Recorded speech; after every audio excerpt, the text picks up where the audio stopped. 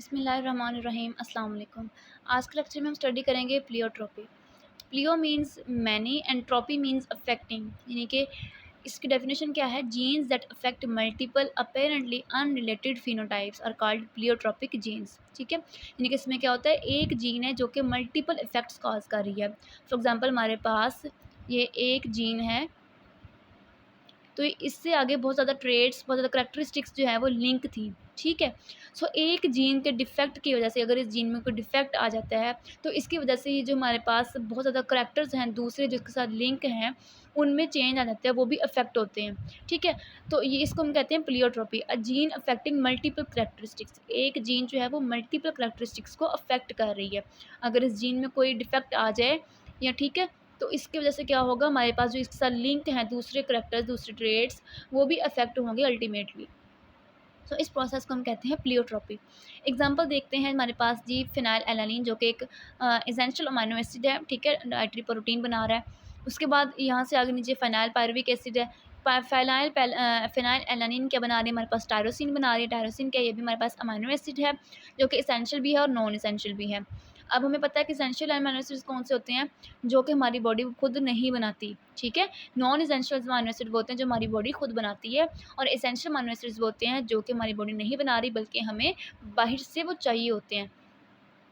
सो phenyl alanine बना रही है टायरोसिन को in the presence of enzyme phenyl alanine hydroxylase. ठीक है, इस एंजाइम में जो है वो इसके डिफेक्ट की वजह से क्या होता है, वो सारे प्रोसेस आगे रुक जाते हैं, ख़राब हो जाते हैं, उनमें डिफेक्ट आ जाते हैं, मुख्तलिफ डिजीज़ काज होती हैं। ठीक है, जिसको हम आगे देखते हैं। उसके बाद टायरोसिन जो है वो आगे थायरोक्सिन भी बना रही है। थायरोक्सिन क्या, एक हार्मोन है, और आगे टायरोसिन जो है वो डोपामाइन भी बना रही है, मेलानिन भी बना रही है। ठीक है, ये सारे प्रोसेस इंटरलिंक हैं। आगे ये हमारे पास पी हाइड्रोक्सीफिनाइल पायरुवेट, पी डाईहाइड्रोक्सीफिनाइल पायरुवेट और होमोजेंटिसिक एसिड। ठीक है, सो ये हमारे पास सारे प्रोसेस जो है वो इंटरलिंक हैं। तो हम देखते हैं, सबसे पहले हम देखते हैं जी सिकल सेल एनीमिया क्या है। सिकल सेल एनीमिया की वजह से आगे इस एक मसले की वजह से हमारे पास मल्टीपल कॉजेज डिफेक्ट्स और क्या क्या हो सकते हैं, ये हम देखते हैं। तो सबसे पहले सिकल सेल एनीमिया क्या है? Haemoglobin is the oxygen carrier protein of erythrocytes. Haemoglobin क्या है? ऑक्सीजन कैरी करती है, प्रोटीन है एक। ठीक है, जो कि एरिथ्रोसाइट्स की है, रेड ब्लड सेल्स में होती है।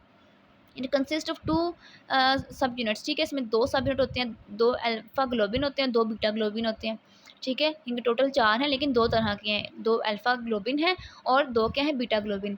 सो सिकल सेल एनीमिया में क्या होता है, बीटा ग्लोबिन जो हमारे पास जीन है उसके 6 कोडोन, सो ये कोडोन नंबर 6 पे मौजूद होती है। ठीक है, और कोडोन 6 में क्या करती है, जाके ये हमारे पास म्यूटेशन काज कर देती है, जिस म्यूटेशन को हम कहते हैं सिकल सेल एनीमिया। ठीक है, यानी कि हमारे पास जो हीमोग्लोबिन नॉर्मल बन रही होती है वहाँ पर हमारे पास उसमें म्यूटेशन आ जाती है कोडोन नंबर 6 पे। सो ये कहाँ हो रहा है? बीटा ग्लोबिन जीन के। ठीक है, बीटा ग्लोबिन जीन के कोडोन नंबर 6 पे। एग्जाम्पल देखते हैं, यहाँ से हम देखते हैं इसको, हमारे पास ये डीएनए था। ठीक है, यहाँ से हमारे पास जो मैसेंजर आरएनए बना है उसमें क्या है, हमारे पास यहाँ पे सीक्वेंस थी CTC, ये नॉर्मल हम हीमोग्लोबिन की बात करें। इसके कम्प्लीमेंट्री सीक्वेंस यहाँ पे आ गए हमारे पास GAC, साइटोसिन के कम्प्लीमेंट्री गवानीन, थायमिन के कम्प्लीमेंट्री एडिनिन और साइटोसिन के कम्प्लीमेंट्री हमारे पास गवानीन। सो यहाँ पे हमारे पास नॉर्मल था और यहाँ पे हमारे पास ग्लूटामिक एसिड बना। आगे देखते हैं जी म्यूटेशन कहाँ पे आई। म्यूटेशन आई यहाँ पे CTC की जगह पे, थायमीन की जगह पे हमारे पास एडिनिन आके अटैच हो जाता है।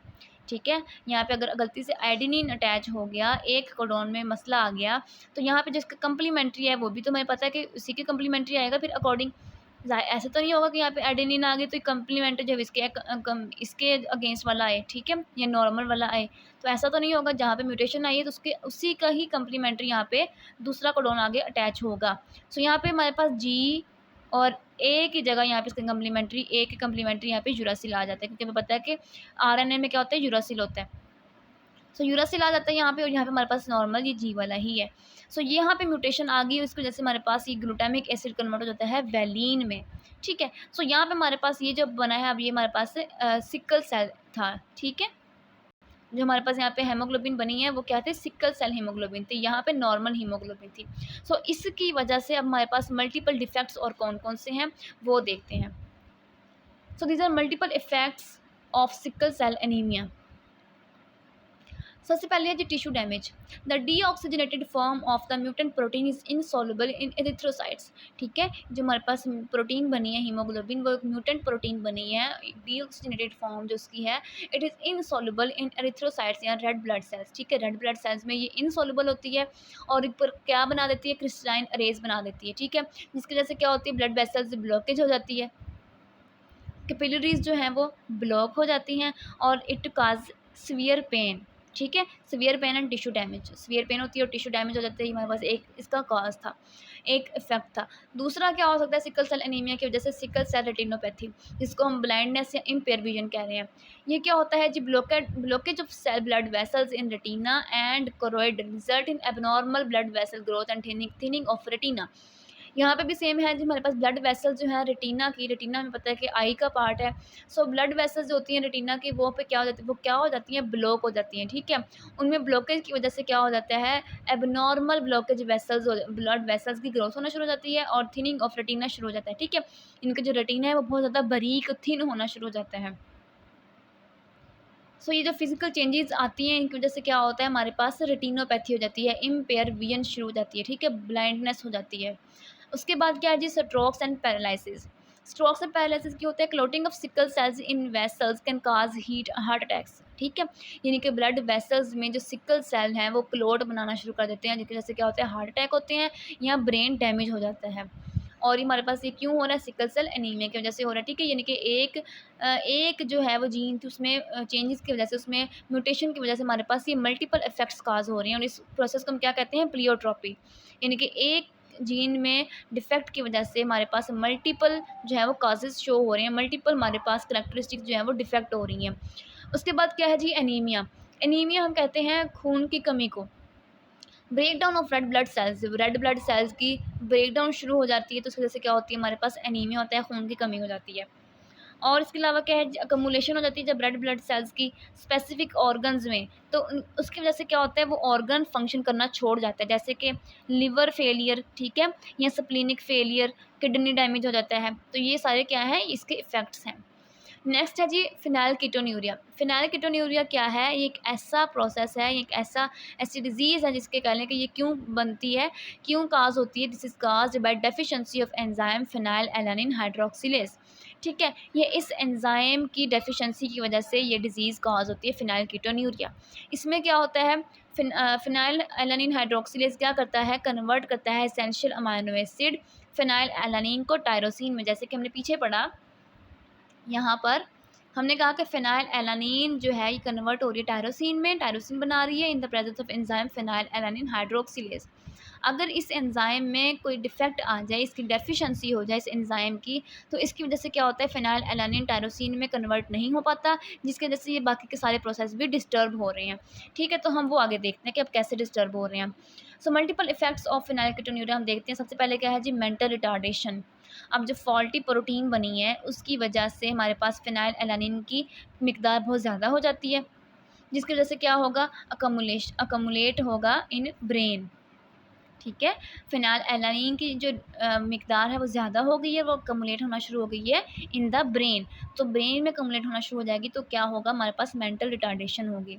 उसके बाद है एक्जीमिया। एक्जीमिया हम कहते हैं ड्राई इची इन्फ्लेमेटेड स्किन को। ठीक है, यानी कि इसमें जो है वो स्किन क्या हो जाती है, स्किन एलर्जी को कह रहे हैं बेसिकली हम, एक्जीमा स्किन एलर्जी को कह रहे हैं, जिसमें स्किन क्या हो जाती है, ड्राई हो जाती है, इची हो जाती है, खारिश वाली। ठीक है, और इन्फ्लेमेड स्किन हो जाती है। और ये भी क्यों हो रहा है, हमारे पास फिनाइल एलानिन की ब्रेकडाउन की वजह से हो रहा है या इसकी बहुत ज़्यादा अकमुलेशन की वजह से हो रहा है। उसके बाद है हमारे पास पिगमेंट डिफेक्ट। पिगमेंट हमारे पास जो मेलानिन है वो क्या करता है, मेलानिन हमें पिगमेंट प्रोवाइड करता है। ठीक है, मेलानिन एक ऐसा सब्सटेंस है जो क्या कर रहा है, पिगमेंट बना रहा है। ठीक है, इट काज पिगमेंटेशन, पिगमेंटेशन काज करता है। फिनाइल एलानिन अगर फेल हो जाए टायरोसिन में कन्वर्ट होने से, जैसे कि हमने यहाँ पे पढ़ा कि फिनाइल एलानिन अगर टायरोसिन में कन्वर्ट ना हो, तो यहाँ पे हमारे पास अल्टीमेटली टायरोसिन से ही ये चीज़ें बन रही है, तो टायरोसिन ये है मेलानिन नहीं बनाएगी। तो मेलानिन नहीं बनेगी तो हमारे पास क्या होगा, स्किन लाइट कलर की होगी, क्योंकि हमें पता है कि मेलानिन जो है वो ज़्यादा से ज़्यादा प्रोड्यूस होती है स्किन में, तो स्किन का कलर क्या है, डार्क होता है। ठीक है। अगर मेलानिन प्रोड्यूस नहीं होगी स्किन में, तो कैसे प्रोड्यूस नहीं होगी? इस एंजाइम की डेफिशिएंसी की वजह से, ठीक है। फिनाइलएलानिन जो है वो फिर इस टायरोसिन में कन्वर्ट नहीं हो सकेगा, जिसकी वजह से हमारे पास मेलानिन भी नहीं बनेगी, क्योंकि टायरोसिन नहीं कन्वर्ट होना है ना मेलानिन ने, और मेलानिन नहीं बनेगी तो हमारे पास स्किन का कलर क्या होगा? अल्टीमेटली लाइटर कलर की स्किन हो जाएगी, ठीक है। सो आई होप आपको आज के लेक्चर की समझ आ गई होगी इंशाल्लाह। इसमें हमने आज के लेक्चर में हमने प्लेयोट्रॉपी को पढ़ा था। इसमें हमने कहा कि एक जीन के डिफेक्ट की वजह से हमारे पास बहुत ज़्यादा जो दूसरे जो करैक्टरिस्टिक्स हैं वो भी साथ इफ़ेक्ट हो रही हैं, जिसमें हमने सिकल सेल एनीमिया देखा। इसके अलावा हमने सिकल सेल एनीमिया के मल्टीपल इफ़ेक्ट्स देखे, जिसमें हमारे पास ये वाले इफ़ेक्ट्स थे। उसके बाद हमने देखा फिनाइलकीटोन्यूरिया क्या होता है और उसके मल्टीपल इफ़ेक्ट्स क्या होते हैं। सो आई होप आपको आज के लेक्चर की समझ आ गई होगी इंशाल्लाह। मिलते हैं नेक्स्ट वीडियो में। अल्लाह हाफ़िज़।